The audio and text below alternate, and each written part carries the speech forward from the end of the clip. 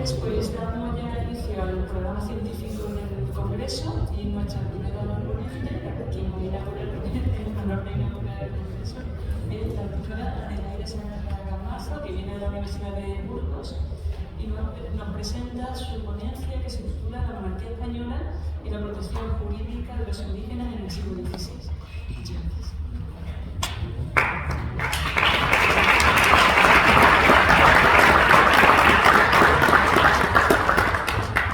Buenas tardes. ¿Se me oye bien? Perfecto. Muchas buenas tardes y muchas gracias por venir. Vamos a hablar de un tema, la monarquía española y la protección jurídica de los indígenas en el siglo XVI. Y quiero aclarar que voy a hacerlo desde el punto de vista histórico, no jurídico.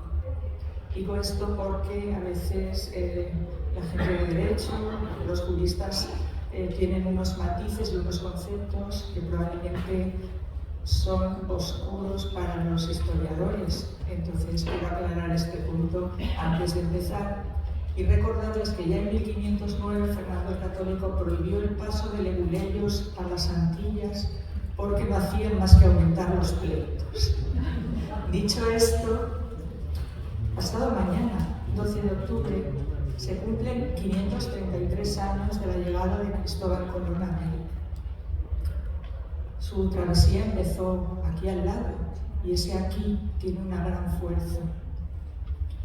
Pero nunca cumplió su objetivo, que era llegar a Asia, a las Islas Especielas, Huacatay y Zipango, navegando hacia el oeste. Así que podemos pensar que Cristóbal Colón fue un fracasado. Lo que pasa es que era un tipo con suerte y se tropezó con un continente larguísimo de norte a sur que se llama América. Y eso obviamente hizo que su fracaso pasara desapercibido. Esta gran masa de tierra llevaba más o menos unos 40.000 años desconectada del resto, aunque pudiera haber alguna llegada. Quien sí consiguió llegar a las Molucas fue Elcano, en una armada preparada por otro Cristóbal de Haro, al que yo llamo el exitoso. Y esta armada demostró la estericidad de la tierra. Elcano escribirá a Carlos I: «Mas sabrá tu alta majestad lo que no sabemos de estimar, es que hemos descubierto y redondeado toda la redondeza del mundo». Desde entonces existe una conexión global, un circuito que aúna los continentes, con todas las posibilidades de intercambio de personas, negocio, ideas, transporte, cooperación. Y lo que es más importante, la toma de conciencia de que las sociedades establecen, a través de hechos locales, itinerarios globales para el diálogo y la cooperación. La realidad geográfica, antropológica y social de América generó fuertes interrogantes desde finales del siglo XV, pero indudablemente el más importante es respecto a los naturales, los indígenas. ¿Quiénes son? ¿Qué son? ¿Cuál es el estatus ontológico? Y según este, ¿cuál es el estatus político que les correspondería en este proyecto que comienzan los Reyes Católicos? A partir de 1500, la posición está tomada con el consejo de los sabios salmantinos. Los indígenas tienen alma, luego son personas, y si son personas, son libres, no se los puede esclavizar, son súbditos de la corona con derechos y también con deberes. La cláusula del testamento de Isabel la Católica, mejor dicho, del codicilo, legó esta línea de gobierno, el buen tratamiento a los súbditos indígenas, a sus herederos. Pero al otro lado del Atlántico, la realidad hizo ver a los reyes sucesivos la necesidad de ampliar esa legislación protectora a lo largo del tiempo y generar un sistema de control garantista para que se cumplieran. Por otra parte, casi 20 años después del regreso de Juan Sebastián Elcano, el padre Vitoria afirmó que el orbe todo es como una res pública y señaló la necesidad de un derecho de gentes, en el que las leyes de todos los pueblos soberanos, cristianos o no, tenían que mirarse, un derecho que garantizara las relaciones justas entre ellos. Si esto no es cooperación, ¿qué lo es? Los individuos y las sociedades tienen sus deberes con respecto a los otros individuos y sociedades, pero también los gobernantes deben mirar al bien común de todos. Y no pueden, o deben, mejor dicho, respetar los derechos personales inalienables, la vida, la libertad, etc., de sus súbditos. La mirada de Vitoria no se limitó a la sociedad o república particular de una nación o de un pueblo, sino a todo el orden que él veía incipientemente como una familia humana. Podemos pensar que la doctrina de Francisco de Vitoria es la sublimación entre las soluciones propuestas y las reflexiones que se hicieron ante un problema absolutamente real, el maltrato a los indígenas, que había empezado con la llegada de Colón a las Antillas. Las disposiciones que se elaboraron durante los primeros años de la presencia española en América y construyeron una arquitectura jurídica partiendo de la nada, obviamente si vemos las cosas desde acá. Con el inicio de la encomienda se implantó un sistema de organización que no conllevaba la propiedad sobre los indios, pero aceptaba la utilización del trabajo. Si en el documento era un intercambio de servicios, en la práctica acabó siendo una fórmula de explotación del hombre por el hombre. Los castellanos, que querían enriquecerse, se extralimitaron, comenzaron los malos tratos, las penalidades para la población indígena, hasta el punto de que se considera que los años que van de 1504 a 1511 fueron lo peor de la colonización española. Ante el dilema antropológico, ¿qué o quiénes son los naturales? Volvemos a los reyes católicos. Estos pidieron asesoramiento para decidir y ese asesoramiento llegó. Como les decía, estaba muy claro que tenían alma, eran personas, les correspondía por tanto la condición de súbditos con lo que esto suponía. No era no era lícita su venta ni la esclavitud, salvo en el caso de los antropófagos, en razón de defender a los indígenas que podían ser comidos. Todavía en octubre del 96 y del 97 llegaban a Sevilla indios esclavos. Los navegantes los traían, los vendían o los regalaban.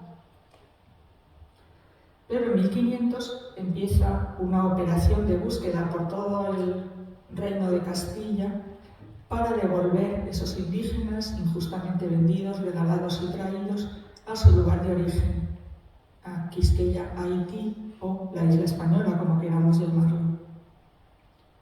Comenzaba entonces un campo jurídico muy importante, la defensa de los indígenas por parte de la monarquía de España. El objeto de este trabajo es presentar muy por encima a ese cuerpo legislativo que se fue creando a lo largo del siglo XVI y más allá, desde este punto de vista histórico y con una perspectiva de cooperación. Cooperación, pues es la acción y el efecto de cooperar, y su sentido jurídico a día de hoy se refiere al deber de colaboración entre diferentes sujetos, estados, instituciones, la monarquía, partes de un contrato, para alcanzar fines comunes en la administración de justicia, en la protección de derechos o el cumplimiento de obligaciones. Claro, esto es interesante porque el buen tratamiento de los indígenas, que era el bien común, muestra que es bueno para todos, que tiene un sentido jurídico de bien común, que los indígenas sean bien tratados. Era bueno también para los españoles. La llegada a América cambió definitivamente la historia universal porque cambió su escala. Provocó enormes crisis diferentes en los dos mundos, el viejo y el nuevo. La realidad es poderosa e invitó al repensamiento de principios, leyes y costumbres que se vieron desbaratados por la sorprendente inclusión de América en la conciencia del mundo. Lo imprevisible ha ocurrido y hace temblar todo lo admitido. Lo definitivo, esto es así, vuelve a ser provisional, pues resulta que no, que las cosas no eran así. Surge un espacio sobre al que hay que construir estructuras políticas, económicas, culturales, asentadas en ambas orillas, viendo las cosas desde aquí, desde la monarquía. Pero entiendo que en un contexto jurídico que admitía como legal la esclavitud de los guanches, de los africanos, de los musulmanes en Castilla, surge un gesto de cooperación sorprendente: definir la libertad de los indígenas y su condición de súbditos en igualdad con los transatlánticos. A partir de 1500, la corona intenta remediar las injusticias cometidas contra los indios capturados que han llegado a Castilla. No se encontraron muchos, entre 60 y 70. Lo importante es que se trataba de un cambio de actitud y que la reina quiso mostrar lo que era justo. Y lo que es justo es deshacer lo que ha sido injusto cuando se puede. Los indios eran libres y debían vivir libremente.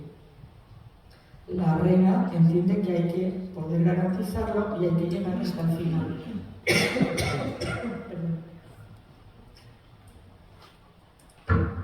Gracias. En 1503 hay un memorial que se presenta a la corona, que se llama Lo que se debe hacer para poner en orden el negocio y la contratación de las Indias, del que saldrá la Casa de la Contratación. Tiene 20 puntos y los dos últimos se refieren a los indígenas. Es la primera propuesta de un espacio jurídico de protección de los indígenas.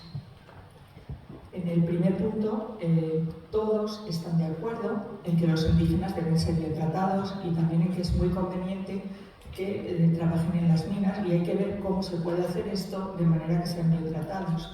Algo no fácil, desde luego. En el segundo, se plantea la posibilidad de unos pueblos de indios donde tengan sus propiedades, su familia, sus condiciones de vida, su pequeña tierra para poder cultivar. Pero aquí ya no todos están de acuerdo. Bien. Dentro de esta idea de los pueblos de indios, que nunca se llegó prácticamente más que experimentar unos meses, se contaba con un representante de la corona que tenía que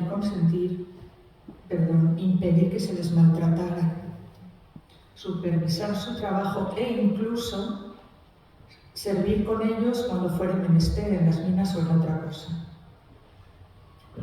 Como estos pueblos de indios generaban un tipo de vida bastante libre, la reina, pues de acuerdo obviamente con el rey Fernando, revocó el experimento y en diciembre de 1503 se crea la encomienda.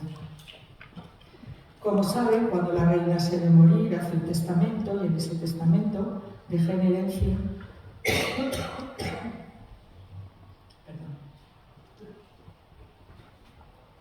una línea de gobierno para el rey Fernando y su hija Juana, que es precisamente conseguir que los indígenas sean bien tratados, que no reciban agravio en sus personas ni en sus bienes, y que si algún agravio han recibido, lo remedien y provean.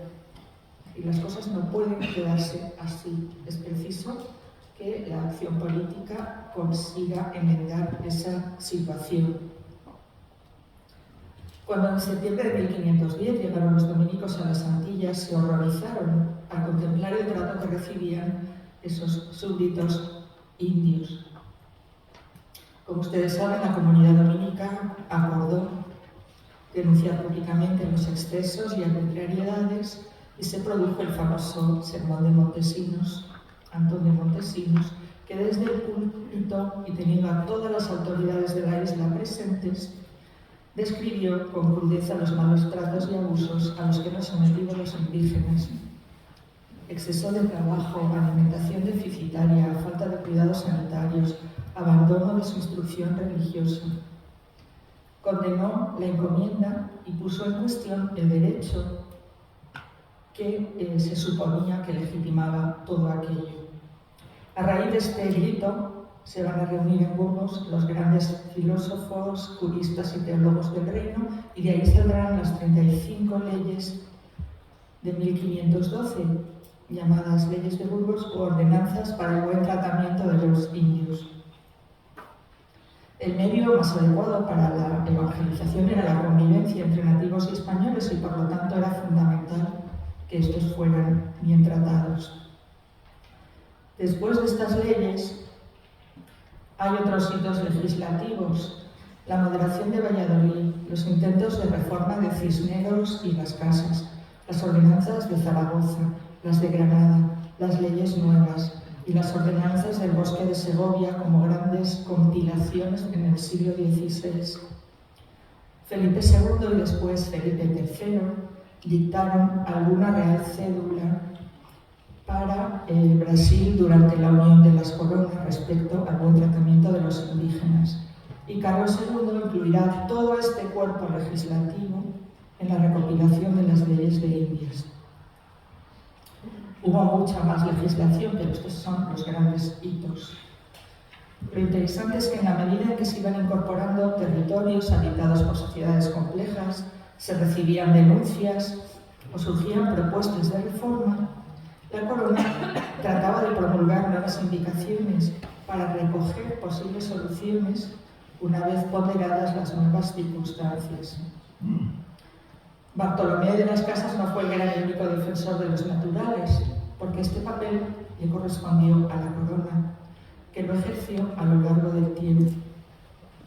Juan de Quevedo, primer obispo de Panamá, entregó un mapa a Carlos I en 1518, el que había vivido en la tierra firme, para que supiera en qué regiones había indios antropófagos y en cuáles no, porque sus súbditos le estaban engañando, porque a los antropófagos sí se los podía cautivar. Eso es cooperación. En 1532, la emperatriz Isabel dice que sabe que los encomenderos han maltratado a los indígenas y han quebrantado las ordenanzas, y exige a las autoridades indianas que busquen y encuentren a los culpables, los prendan y procedan contra ellos y sus bienes, haciendo, dice, entero cumplimiento de la justicia. En 1539, Francisco de Vitoria dictó su Relectio de Indis y prosiguió su elaboración de los justos títulos. En 1550 el emperador escribió a los franciscanos para que avisasen a los indios esclavos de que tenían derecho a pedir, a exigir su libertad. A la vez se estaba celebrando la controversia de Valladolid. Francisco Tenamaxtle, tlatoani de Nochistlán y líder de la resistencia indígena en la guerra de Mixtón, reivindicó ante las instituciones que los indígenas tenían sus derechos y no estaban siendo respetados. Cruzó el Atlántico y vivió en Valladolid, en el Colegio de San Gregorio, donde murió. Pero tuvo tiempo de escribir lo que suplica don Francisco y relación que hace de agravios para Carlos I y el Consejo de Indias. Otros como él hicieron lo propio y no fueron pocos. Hay documentación sobre indígenas que han tratado de hacer valer sus derechos ante la corona acudiendo al Consejo de Indias. Todo esto son formas de cooperación hacia el buen tratamiento de los indígenas. Son gestos comprometidos con el buen gobierno de las gentes que cooperaron con las instituciones en el reajuste entre las leyes y la realidad, que es lo difícil, en pos del bien común. En diciembre de 1523, Juan Rodríguez de Fonseca, obispo de Burgos, consejero del Real de Castilla y gestor indiano, en su testamento incluye una frase significativa: es muy dificultoso guiar a los súbditos en cosas espirituales que conciernen a sus conciencias. Él, que sabía del gobierno civil como del eclesiástico, había comprendido que el último hombre, con su comportamiento, puede derogar las mejores leyes y hacer que su única voluntad sea su propio regimiento. Esta dimensión, la conciencia personal, explica un balance histórico a veces dramático, un esfuerzo real por elaborar unas leyes justas y, evidentemente, la falta de su cumplimiento sobre el terreno. No lograron erradicar la explotación del hombre por el hombre. Estas leyes se entendían en un horizonte más amplio de respeto y cuidado: hospitales, universidades, escuelas, matrimonios, mestizaje, aculturación, propiedad, mecanismos de control. Y todo esto partiendo de un concepto claro: el hecho de ser persona conlleva libertad, derechos y deberes, el reconocimiento del otro como igual, y por eso exige un estatus político. Entonces, ser súbdito. Nosotros estamos al final de un proceso que comenzó en 1492. Sabemos todo lo que ocurrió y las acciones y consecuencias de unos y otros. Los hombres del 15 y del 16 decidieron en su tiempo sobre un mundo que prácticamente no conocían e ignorando lo que sus decisiones podían desencadenar. Para tratar de comprenderlo, tenemos que acudir a ese tiempo original, desposeyéndonos del nuestro, algo que es bastante difícil. Ahora bien, de toda aquella frontera de violencia y ley de la fuerza surgen los virreinatos, y a día de hoy es importante considerar que tenemos una cultura común. Pertenecemos a una cultura que es grande, de casi 600 millones de personas que vivimos en español, caracterizada por el catolicismo practicado o no, la importancia de la familia y el sentido de la fiesta. La comunidad hispana, que nació entre circunstancias injustas y dolorosas de una parte y de la otra, tiene un enorme potencial de cooperación, porque creo que somos una cultura con rostro humano. Y sin nosotros, el mundo global hoy no podría entenderse. Muchas gracias.